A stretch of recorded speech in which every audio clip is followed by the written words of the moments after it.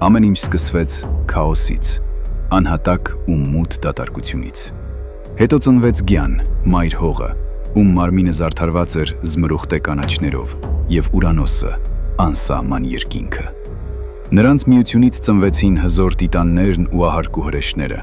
սակայն իրական հեղափոխությունը դեռ առջևում էր։ Զևսը, Պոսեյդոնը և Հադեսը, երեք եղբայրներ, ովքեր դուրս եկան իրենց հոր Կրոնոսի դեմ։ Երբ մարտը լռեց, նրանք վիճակ գծեցին աշխարհը կիսելու համար։